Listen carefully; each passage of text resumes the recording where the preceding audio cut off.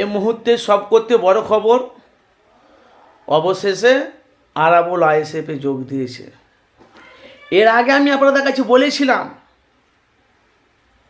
এর আগে FS Anarul media অথচ বাংলা প্রকাশ রিপোর্ট, এর আগে আমি বলেছিলাম তো আরাবুল আইএসএফে যোগ দেবে। কেন?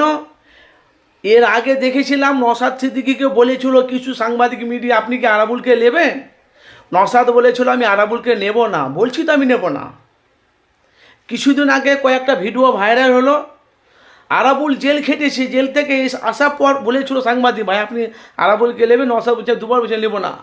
সোশ্যাল মিডিয়া এখন দেখতে পাচ্ছি কিছুদিন হলো আরাবুল আইএসএফে যোগ দেবে। আব্বাস ভাইজানকে আমি নিজে খুদ ডাইরেক্ট বলেছিলাম, ভাইজান একটা ভিডিও সোশ্যাল মিডিয়ায় খুব ভাইরাল হয়েছে, আরাবুল আইএসএফে যোগ দেবে, আপনি কি নেবেন?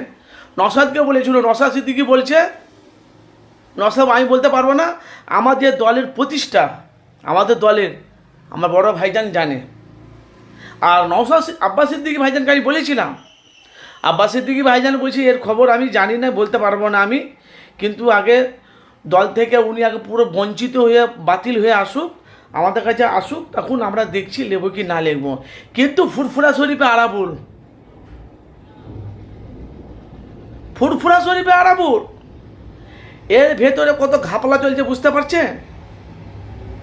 আমরা চাই যে একটা জোট হোক, জোট হয়ে বিজেপি বাংলা থেকে মুছে যাক, আর বিজেপির সাথে যাদের জোট আছে তারাও মুছে যায়। কিন্তু ভাই আমি এর আগেও বলেছিলাম, রাজনীতি এমন একটা দল, রাজনীতি এমন একটা দল, কে কখন কি বলবে না বলবে ভাই বিশ্বাস করা যাবে না, বলা যাবে না। কেন নওশাদ সিদ্দিকী বলছে আরাবুল যদি দলে আসে, আমাদের দলে যারা প্রতিষ্ঠা আছে, যারা আমাদের দলে যারা আছে, কাকে দলে নেবে না নেবে সবাই মিলে যদি ঐক্য হয়ে যদি বলে হ্যাঁ, তাহলে আরাবুল দলে আসবে। কিন্তু অবশেষে আরাবুল দলে চলে এলো।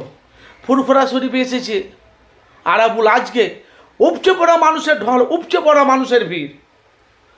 তাহলে 2026-এ পতন কার হচ্ছে আপনাদের মতামত জানাবেন। কেন আমরা জানি আরাবুল সব করতে টপ র্যাঙ্কের একটা তৃণমূলের একটা বড় একটা দলের নেতা। উনি বলছে আমি দলটাকে সাসপেন্ড করলাম, তৃণমূল দল আমাকে বুঝতে পারলো না, আমাকে চিনতে পারলো না।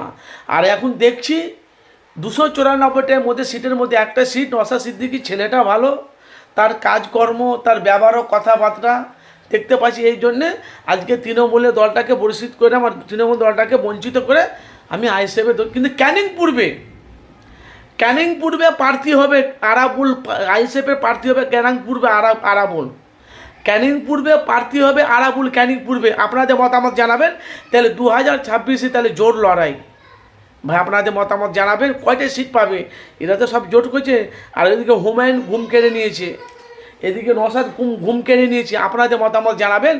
2026-এ বিধানসভা ভোটে বামফ্রন্ট, CPM, Congress, ISF, left front, JUP, তারপরে তোমার কি আসাউদ্দিন, এর একটা 26-এ বিধানসভায় একটা জোট করছে। কেন কদিন আগে দেখলাম জোট হবে না বামফ্রন্ট সিপিএমের সাথে, কিন্তু এখন জোট হয়ে গেছে। আবার ফের আরাবুল কিন্তু আইএসএফের দলে যোগ দিয়েছে। আর ক্যানিং পূর্বে আইএসএফের প্রার্থী হবে আরাবুল, আর আইএসএফের প্রার্থী ভাঙড়ে নওশাদ সিদ্দিকী নিজেই প্রার্থী হবে। এবার তৃণমূলের কে প্রার্থী হবে ভাঙড়ে জানি না, কিন্তু আরাবুল দলে এলে দলটা কিন্তু এবার মজবুত হবে। আপনাদের মতামত জানাবেন। কিন্তু আব্বাস সিদ্দিকী ভাইজান বলেছিল জানি না, কিন্তু এখন সোশ্যাল মিডিয়া ব্যাপক হারে ভাইরাল, আরাবুল আইএসএফে অবশেষে যোগ দিলেন। আপনাদের মতামত জানাবেন।